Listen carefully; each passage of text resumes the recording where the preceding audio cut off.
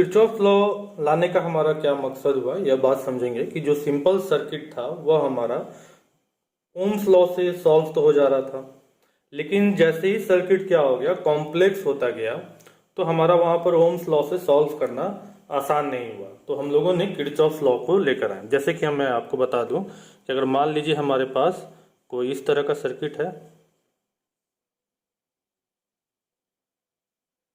Okay, यहाँ से 25 volt का सप्लाई हो रहा है और यहाँ 5 ओम का रेसिस्टर है।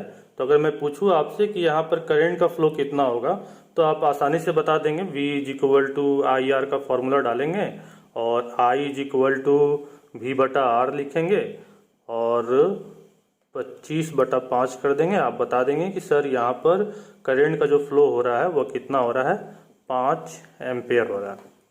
तो ये तो ओम्स लॉ के अनुसार हम लोग आसानी से सॉल्व कर लिए। लेकिन अगर सर्किट बना दूं कुछ इस प्रकार से,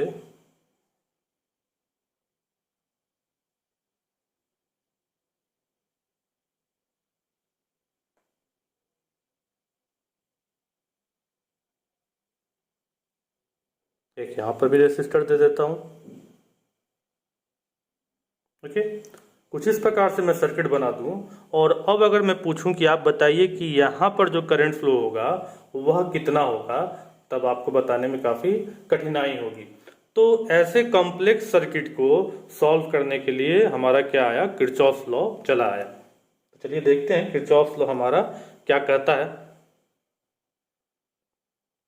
तो देखिए, इसमें सबसे पहले जानेंगे कि ये जहां पर 2 कंडक्टर आकर मिल रहा है, इसको हम लोग क्या कह रहे हैं, नोड कह रहे हैं, ठीक है। और जहां पर 3 कंडक्टर, 2 से ज्यादा कंडक्टर आकर मिल रहा है, इसको हम लोग क्या कहेंगे, जंक्शन कहेंगे, ठीक है। और इसको हम क्या कहेंगे, लूप कहेंगे। इसी तरह से इसको भी हम क्या कहेंगे, लूप कहेंगे। तो इसको मैं कह सकता हूं लूप 1, इसको मैं कह सकता हूं लूप 2। तो चलिए, सबसे पहला जो हमारा किरचॉफ्स लॉ है, वह ये बात तो क्लियर हो गया कि कॉम्प्लेक्स सर्किट जो है वो ओम्स लॉ के मदद से सॉल्व नहीं हो सकता है। तो किरचॉफ्स लॉ लेकर आए। तो हमारा यहाँ पर क्या हुआ, मैं किरचॉफ्स का, जिसको हम केसीएल भी कह सकते हैं और जंक्शन लॉ भी कह सकते हैं। तो ये क्या कहता है, ये कहता है कि मान लीजिए, जैसा कि मैंने आपको बताया कि जंक्शन हमारा क्या होगा, जहां पर 2 से ज्यादा कंडक्टर हो रहे हो वहां पर हम क्या कहेंगे, जंक्शन कहेंगे। तो जैसे कि मान लीजिए कि हमारे पास कोई इस तरीके से कंडक्टर है, तो इसको हम क्या कहें, इसको हम जंक्शन कहें। तो ये इसी जगह पर अप्लाई होता है, इसीलिए हम इसको जंक्शन लॉ भी कह रहे हैं। तो मान लीजिए कि इधर से 5 एम्पेयर का करंट आ रहा है और इधर से 4 एम्पेयर का करंट आ रहा है। इधर करंट कितना निकलेगा, 9 एम्पेयर निकलेगा, ठीक है, क्लियर है। इसी तरीके से हम क्या कह सकते हैं, हम कह सकते हैं तो 5 एम्पेयर का करंट इधर से आया, 4 एम्पेयर का करंट इधर आया। तो यही लॉ को हम अगर एक और तरीके से देखें तो हम इसको कह सकते हैं summation of I is equal to 0। अगर इस नोड पर हम देखें, इस नोड पर करंट का समेशन क्या होगा, टोटल सम क्या होगा, तो हमेशा क्या होना चाहिए, 0 होना चाहिए। भाई चौक पर जितने आदमी आए उतने आदमी उस चौक से निकल गए, तो उस चौक पर बचा क्या, 0 ही बचा। तो मैं कैसे इसको लिख सकता हूँ, इसको लिख सकता हूँ जैसे कि 5 एम्पेयर ये आया तो मैं इसको पॉजिटिव कर देता हूँ, 4 एम्पेयर ये भी आया तो पॉजिटिव कर देता हूँ, 9 क्या हो गया, खर्च हो गया, निकल गया, तो -9 कर देता हूँ, तो क्या हो जाएगा, 0 हो जाएगा। तो यही बात जो है हमारा किरचॉफ्स का पहला लॉ जो है वह केसीएल कहता है। जैसा कि मैंने आपको सर्किट बनाया कुछ इस प्रकार से, पीछे सर्किट बनाया था, इसमें बैटरी जोड़ दिया था, ठीक है। तो देखिए, यहां से अगर I1 करंट आए और ये I1 करंट यहां से आ रहा है, उसके बाद यहां इस चौक पर आने के बाद क्या हो रहा है, इसके पास 2 रास्ता हो रहा है। तो I2 इधर चला जा रहा है और I3 जो है वह इधर चला जा रहा है। तो इस चौक पर हम देखेंगे तो चौक पर हमको क्या मिलेगा, I1 अगर हम पॉजिटिव में ले लें तो -I2 निकल गया, खर्च हुआ, -I3 इज इक्वल टू हमको इस चौक पर क्या मिलने वाला है, हमेशा 0 मिलने वाला है। या फिर हम यह भी कर सकते हैं, इसको उधर ले जाएंगे, सिंपल है। तो I1 इज इक्वल टू हम क्या कर सकते हैं, I2 प्लस I3 भी कर सकते हैं। यहाँ पर भी तो वही बातें मैंने की, 5 प्लस 4 इक्वल टू 9, देखो ठीक है। तो यही बात हमारा क्या कह रहा है, किरचॉफ्स फर्स्ट लॉ कह रहा है। तो चलिए अब इसका किरचॉफ सेकंड लॉ को हम लोग यहाँ पर केवीएल भी कह सकते हैं, किरचॉफ्स वोल्टेज लॉ भी कह सकते हैं, या फिर इसको हम लोग लूप लॉ भी कह सकते हैं। ठीक है, एक ही बात है, कहीं से कोई इसमें अंतर नहीं है। चलिए, तो यह किरचॉफ्स वोल्टेज लॉ क्या कहता है, यह किरचॉफ्स वोल्टेज लॉ कहता है, अगर मान लीजिए कि हमारे पास कुछ इस प्रकार से सर्किट है, फिर वही सर्किट में एग्जांपल ले लेता हूँ, बार बार चेंज नहीं करूँगा कि आपको कन्फ्यूजन ना हो। कुछ इस तरीके का सर्किट है, कुछ यूं है, यूं भी लगा देता हूँ, यूं भी लगा देता हूँ, चलिए यूं हो गया। ठीक है, तो यहाँ पर हमारा क्या है, ईएमएफ है, तो मैं इसको लिख देता हूँ ई।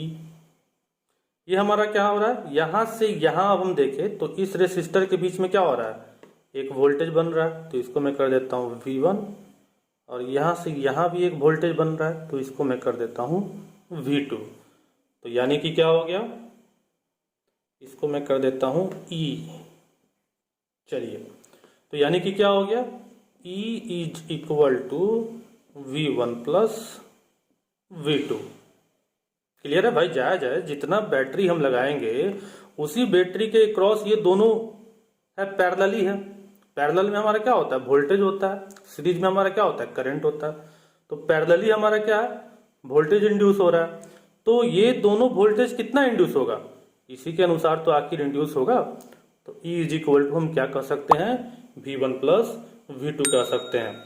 इसी तरीके से हम E is equal to summation of E, मान लीजिए कि अगर इसमें 2-3 बैटरी लगे हों, तो जितने बैटरी लगे हों उन सबका हम ऐड कर लें, प्लस इसको भी ले आते हैं, summation of delta V is equal to 0 कह सकते हैं। बिल्कुल वही बात हुई, E minus V1 minus V2 is equal to 0।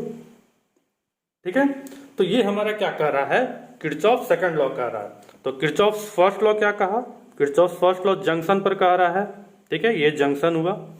और किरचॉफ सेकंड लॉ क्या कह रहा है, लूप में कह रहा है, यह क्या हुआ हमारा, लूप हुआ। तो किरचॉफ फर्स्ट लॉ क्या कह रहा है कि इस जंक्शन पर जितना करंट आएगा भाई, वो सारा का सारा करंट क्या हो जाएगा, निकल जाएगा, जंक्शन पर क्या बचेगा, कुछ नहीं बचेगा। लूप में क्या कह रहा है, लूप लॉ में, लूप लॉ में कह रहा है कि जितना मैंने बैटरी लगाया है उसके क्रॉस जो भी वोल्टेज बनेगा वह सब बैटरी के वोल्टेज के बराबर ही बनेगा। तो ओके, तो यहाँ पर क्लियर है कि किरचॉफ सेकंड लॉ हमारा क्या बात कह रहा है। तो चलिए मैं आपके सामने एक आसान सा क्वेश्चन लगा दिया हूँ। ठीक है, इस क्वेश्चन में देखेंगे क्या कह रहा है कि इधर से I1 करंट फ्लो कर रहा है 20 एम्पियर का, इधर से यहाँ पर हम बात कर रहे हैं, इस चौक पर बात कर रहे हैं, इधर से I2 करंट फ्लो कर रहा है 10 एम्पियर का, इस चौक से I3 करंट निकल रहा है 16 एम्पियर का। इस चौक से आपको बताना है कि कितना I4 करंट जो है वह इंटर कर रहा होगा। बड़ी अच्छी बात है। तो कैसे इसको बनाएंगे, तो देखिए, तो इस चौक पर हमारा कौन कौन करंट आ रहा है, ये भी आ रहा है, ये भी आ रहा है, ये भी आ रहा है, निकलने वाला केवल एक यही है। तो मैं कैसा लिख सकता हूँ, मैं ऐसा लिख सकता हूँ I1 plus I2 plus I4 is equal to I3 लिख सकता हूँ। तो I1 का वैल्यू लिख देता हूँ 20 प्लस 10 प्लस I4 का तो मालूम नहीं, निकालना है, और I3 का 16। तो I4 इज इक्वल टू हमारा क्या बचकर आएगा, 16, ये तो 30 हो गया, 16 में से माइनस 30, तो 16 में से माइनस 30 करेंगे तो कितना आएगा, जी हाँ, तो -14 आ जाएगा। यानी कि यहाँ पर जो करंट हो रहा है वह कितना है, -14 है। तो -14 का मतलब क्या हुआ कि करंट का जो मैंने डायरेक्शन लिया है उसका कुछ उल्टा है, कुछ इस प्रकार से है। वह यहाँ से भी जो करंट है वह 14 एम्पियर का बाहर ही निकल रहा है। ठीक है, इसीलिए हम माइनस आया। ओके, तो इसीलिए मैंने ये क्वेश्चन डाला आपको। सिंपल डालता तो आप फिर ये माइनस वाले कंसेप्ट को आप नहीं समझ पाते कि माइनस अगर आ गया तो हमारा यहाँ पर क्या बात कर रहा है। तो माइनस आया, इसका मतलब क्या हुआ कि हम जिस डायरेक्शन में ले रहे हैं उसके अपोजिट डायरेक्शन में यहाँ पर करंट का फ्लो हो रहा है। तो चलिए, यह क्वेश्चन आप समझ चुके होंगे, तो अब हम नेक्स्ट क्वेश्चन की ओर बढ़ते हैं। तो चलिए, यहाँ पर मैंने एक दूसरा क्वेश्चन लगा दिया है। थोड़ा सा कॉम्प्लेक्स क्वेश्चन मैंने लगाया, कॉम्प्लेक्स कुछ नहीं है, थोड़ा सा मैंने ये क्वेश्चन लगाया है, 2 बैटरी के साथ लगाया है और इस क्वेश्चन को हम सॉल्व करेंगे। तो इस क्वेश्चन में काफ़ी कुछ आपको सीखने के लिए मिल जाएगा। तो देखिए, ये क्वेश्चन मैं क्यों लगाया हूँ मैं आपको बताता हूँ। सबसे पहले क्वेश्चन को एनालिसिस कर लेते हैं कि इस क्वेश्चन में क्या है। एक तरफ 10 वोल्ट का बैटरी लगा हुआ है, ये देखेंगे ऊपर में प्लस है और नीचे में माइनस है। ये बड़ा वाला डंटी जो है वो प्लस का होता है, छोटा वाला डंटी माइनस का होता है। और यहाँ पर जस्ट उल्टा है, 2 वोल्ट का बैटरी है लेकिन उल्टा कनेक्टेड है। ठीक है, फिर यहाँ पर 2 किलो ओम का रेसिस्टर लगा हुआ है, यहाँ पर भी 2 किलो ओम का रेसिस्टर लगा हुआ है और यहाँ पर 1 किलो ओम का रेसिस्टर लगा हुआ है। और बता रहा है कि पूछ रहा है कि यहाँ से यहाँ, यानी कि इस रेसिस्टर के क्रॉस आपको बताना है कि वोल्टेज क्या होगा। तो ये क्वेश्चन कैसे बनेगा? तो ये क्वेश्चन जो है दोनों ही मेथड से बन सकता है, केसीएल से भी बन सकता है और केवीएल से भी बन सकता है, इसीलिए मैंने यह क्वेश्चन आपको लगाया है। तो इस क्वेश्चन में आप आसान तरीके से समझ जाएंगे कि केसीएल और केवीएल हमारा किस प्रकार से काम कर रहा है। तो चलिए, मैं फटाफट सॉल्व कर देता हूँ इस क्वेश्चन को। तो सबसे पहले मैं क्या करता हूँ, अभी आपने केसीएल सीखा है, आपको केसीएल आसान लग रहा होगा, तो मैं पहले केसीएल के हिसाब से इसको सॉल्व कर देता हूँ फ्रॉम केसीएल। ठीक है, तो केसीएल लगाने के लिए मुझे क्या करना पड़ेगा, नोड पर बताने होंगे कि भैया करंट क्या क्या आ रहा है। तो मैं मान लेता हूं कि इधर से जो करंट आया वह आई आया और यह करंट जो है वह 2 पार्ट में टूट गया, I1 में और I2 में टूट गया। ठीक है, अब आप सोच रहे होंगे कि बैटरी तो इधर लगा हुआ है तो पॉजिटिव से निगेटिव चलता तो इधर से भी करंट जा रहा होगा। बिल्कुल जा रहा होगा, लेकिन उसमें कोई चिंता की बात नहीं है। हम इसको अपने हिसाब से बनाएंगे और अगर निगेटिव आ जाएगा तो वह खुद ही बता देगा कि भैया करंट का डायरेक्शन जो था मैंने जो लिया था उसका उल्टा था। तो कोई दिक्कत की बात नहीं है। तो केसीएल के अनुसार हमारा क्या हो जाता है, केसीएल के अनुसार हमारा हो जाता है I = I1 प्लस I2, ऐसा कुछ हो जाता है। ओके, तो मैं क्या करता हूँ, इसके ही हिसाब से इसको सॉल्व करता हूँ। कैसे सॉल्व करूँगा, तो मैं क्या करता हूँ कि देखिए, सबसे पहले हमको क्या बात करना है, आई करंट के बारे में बात करना है। तो आई करंट जो है मैं देखूँ तो ये ऐसे जाकर ऐसे जाकर ऐसे जाकर इसको कुछ चला आना है सर्किट में। ठीक है, तो कुछ इस तरीके से आना है। तो इसमें हमारे कौन कौन से कंपोनेंट इस्तेमाल हो रहे हैं, तो पहले तो यह 10 वोल्ट। देखिए, ओम्स वाला जो फॉर्मूला क्या कहता है, वो कहता है ना V = IR। तो मैं कह सकता हूँ I = V/R। तो यही वाला फॉर्मूला मैं क्या करता हूँ, इस I के जगह पर रख देता हूँ। तो चलिए, मैं रख देता हूँ। तो इस I को अगर मैं V/R में कन्वर्ट करूँ तो V कौन कौन सा यहाँ पर है, एक तो ये भी है और एक दूसरा यह भी है। तो मैं कर देता हूँ इसको 10 - V और R हमारा यहाँ पर कौन सा रिस्पॉन्सिबल हुआ है, तो ये का तो मुझे पता नहीं क्या हो रहा है यहाँ पर, जो पता है उसी का मैं लिख देता हूँ। तो लिख देता हूँ 2। ओके, नेक्स्ट देखता हूँ I1। तो I1 तो केवल यही वाले पार्ट में है, बाकी ना इधर से इसको लेना है ना इधर से इसको लेना है।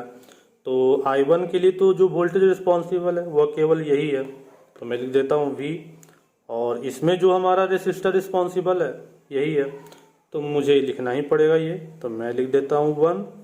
चलिए, ये भी हो गया। अब I2 के लिए, तो I2 के लिए तो ये वाला पार्ट रिस्पॉन्सिबल है, देख रहे हैं है ना, कुछ ये वाला पार्ट रिस्पॉन्सिबल है।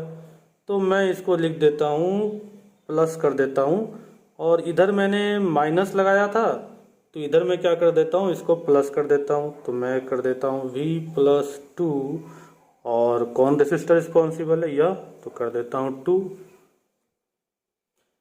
सॉल्व करते हैं इसको, तो सॉल्व करेंगे तो क्या निकल कर आएगा, यह निकल कर आएगा हमें 10 माइनस भी बटा 2 is equal to 3v plus 2 बटा 2 आ जाएगा, कहीं कोई दिक्कत नहीं। ये 2 से ये 2 गया, बचा क्या, बचा यही। इसको सॉल्व करेंगे तो क्या निकल कर आएगा, इसको सॉल्व करेंगे तो निकल कर आ जाएगा v is equal to 2 volt. तो यानी कि यहाँ पर कितना हुआ वोल्टेज, 2 वोल्ट हुआ। समझ चुके हैं आप।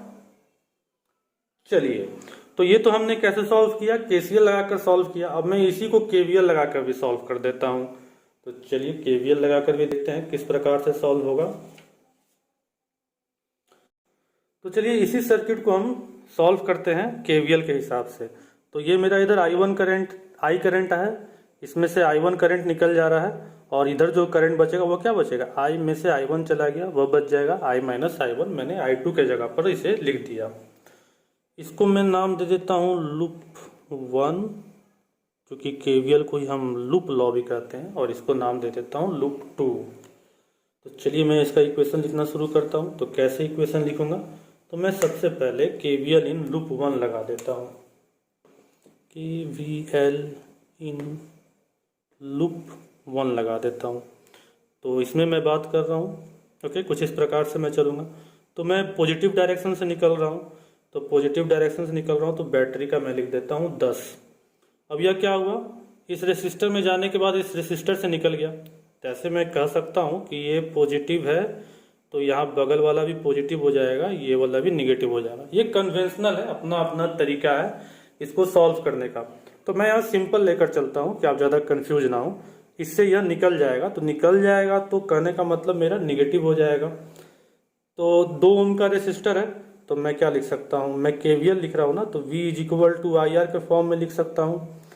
तो I करंट हमारा है और R क्या है, 2 है, तो मैंने 2I कर दिया। चलिए, तो ये हो गया मेरा।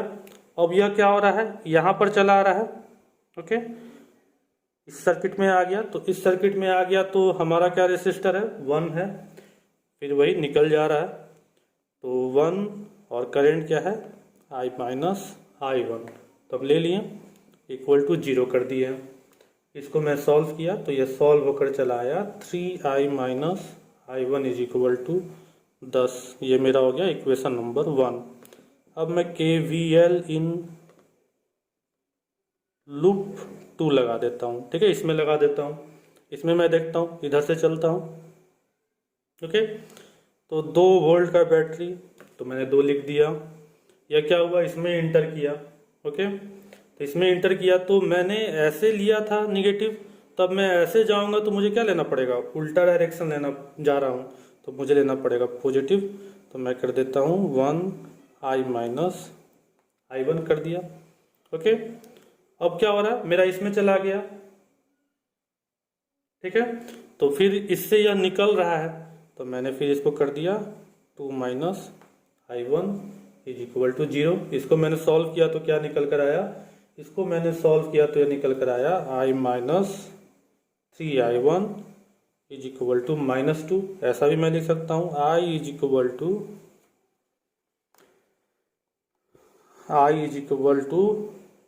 3I1 -2 भी लिख सकता हूँ। ये हो गया मेरा इक्वेशन नंबर 2।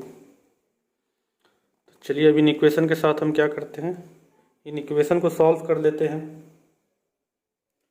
तो इस इक्वेशन को, इक्वेशन नंबर 2 को इक्वेशन नंबर 1 में अगर हम रख दें तो हमको कुछ इस प्रकार से निकल कर चला आएगा। आप किसी में भी सब्स्टिट्यूट करके देख लेंगे।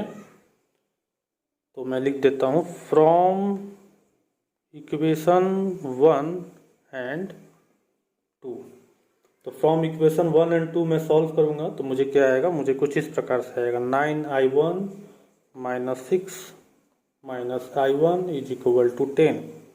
इसको सॉल्व किया तो आ गया 8I1 इज इक्वल टू 16।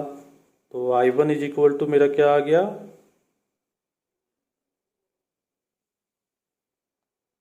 2 आ गया। तो I1 इज इक्वल टू 2 आ गया। तो मैं I1 का वैल्यू इसमें रख दूं या फिर इसमें रख दूं, किसी में भी रख के निकालूं तो मेरा I का वैल्यू कितना हो जाएगा, 4 हो जाएगा। ठीक है, अब मुझे V0 निकालना है, यहाँ का मुझे वोल्टेज निकालना है। तो V0 इज इक्वल टू क्या हो जाएगा, I माइनस I1 और R क्या है 1, तो मैं कर दूं 4 माइनस 2 और 1, यानी कि क्या हो गया 2 वोल्ट। देख लीजिए बिल्कुल वही आंसर आ गया जो मैं KVL में कर रहा था, बिल्कुल वही आंसर मेरा, सॉरी मैं जो पहले KCL में कर रहा था वही आंसर मेरा यहाँ KVL में भी आ गया।